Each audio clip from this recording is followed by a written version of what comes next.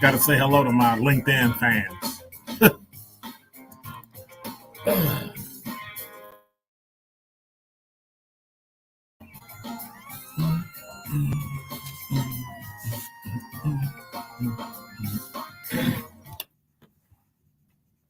You're listening to Truth in the Afternoon. I'm your host.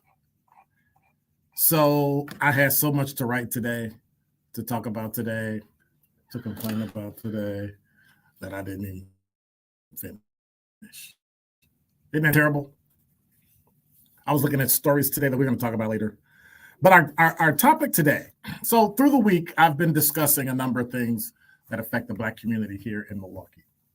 It's not meant to complain. It's not meant to admonish. It's not meant to scream at. It's not meant to say, nah, nah, nah, nah, nah, none of that. It's meant to shed light on it so we can actually start fixing it. Tired of the platitudes, tired of the words that are supposed to make people feel so wonderful and, make you, help out. We're going to do things, right? With the number of nonprofits we have in town and growing by the minute, and yet nothing changes. So this week we've been talking about things that affect the Black community, because I believe the number one issue in the Black community is poverty. If we can fix poverty,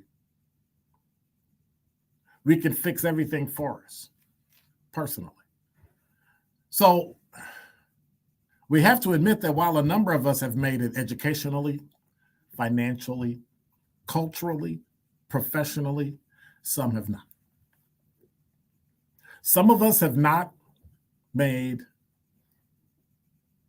our way into just the middle class, even the lower middle class, but just the middle class. That $40,000, $50,000 a year job that now, because of inflation, needs to be $70,000 or $80,000 a year. But we have to look at that. This week, we've gone through links to a wider circle of exchange. How when you broaden who you hang out with, when you broaden your experience,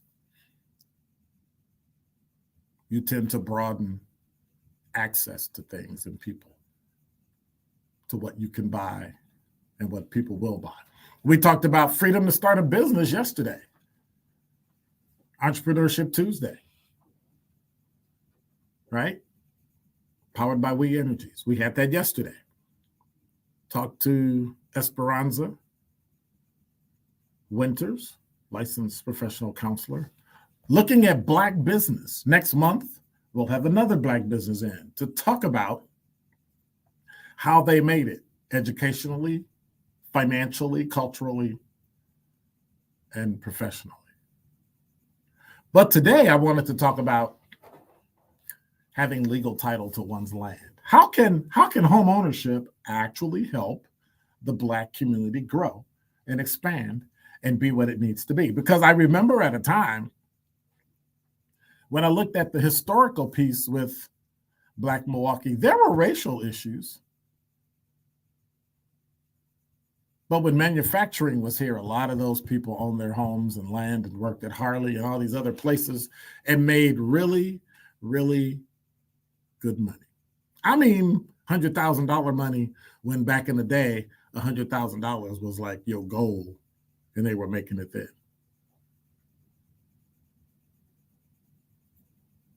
But one of the things we also have to remember is that home ownership gives you the flexibility to do what you want to do when you want to do it. It gives you access to equity that should be used basically like it's a credit card, right? You got to be sure, because if you run it up, you got to pay it back. It can cause more trouble. But I digress. Statistics tell us that, U.S. Census data reveal that Milwaukee has, of all the cities in Milwaukee, the top 5 cities in Milwaukee, U.S. Census data reveals Milwaukee had the lowest racial gaps in home ownership. 55.8% of white households in 2019 own their home. Here's one that'll throw you. 37.5% of Hispanic households own their home, but only 27% of Blacks. Why is that? One of the major ways to pull ourselves out of poverty is to own a home. So if you don't own a home, why? If you do own a home, are you going to get a bigger one? Are you going to keep your, Tory Lowe's been talking about it all week, and on Saturday, we'll be cleaning up the street. Are you going to clean up your neighborhood, clean up your home, clean around your house? Keeping your property values up. Now, on a side note, my house went up $26,000.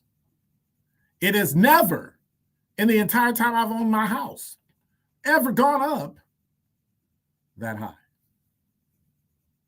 So I guess the city and the money they made, or should I say lost, which is still odd to me that the city's made money and got money from the federal government and the governor, but yet our property taxes still went up, because I guess they want more. I guess they want to pay more than that $40 for those streetlights. They want, I don't know what they want, but $17 a month for a garbage can. I don't know, extra.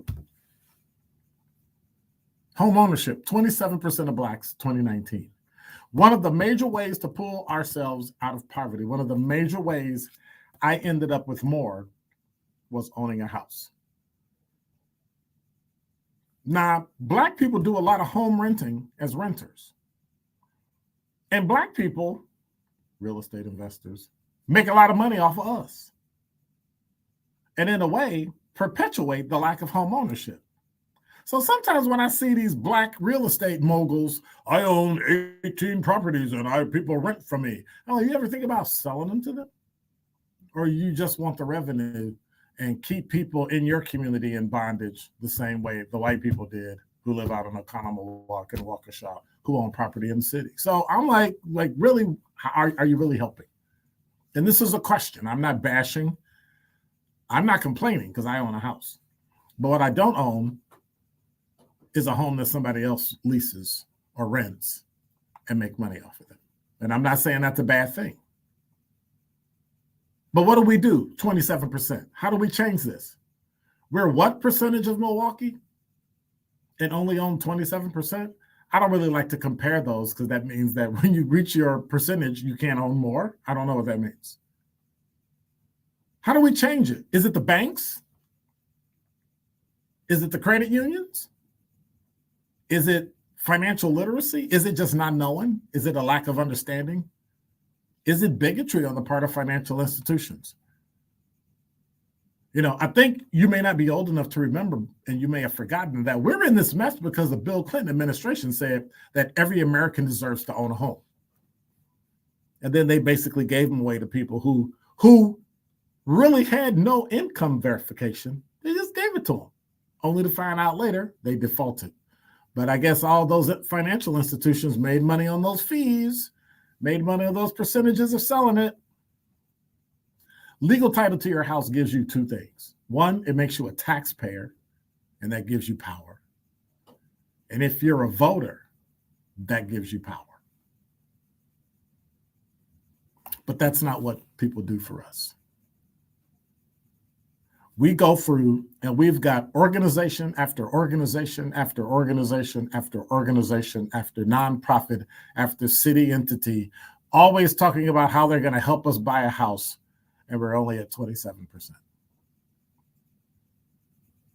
So you present these pretty things to us, right? You present these programs and you talk them up and talk about how great they are and it's going to help you. And actually, some of them do. And some of them do a phenomenal job. But some of them don't. And what are we left with? So when you do get a house, is it the right one? Is the literacy behind it? Because we keep doing the same thing over and over and over, and it ain't working out. Matter of fact, it smells. I think it's a pretty bad thing because we think they're doing something great. But all we're really getting is garbage. Nothing's coming out of it. There's no home ownership. There's no growth. There's no increase in property values. And I don't know what that is. We pretty stuff up. Right? I mean, what do we call that? What was that saying that you can put lipstick and makeup and a dress on a pig and it's still a pig? When people do like that to Black people, you know what that's like to me? It's like putting shellac on a turd.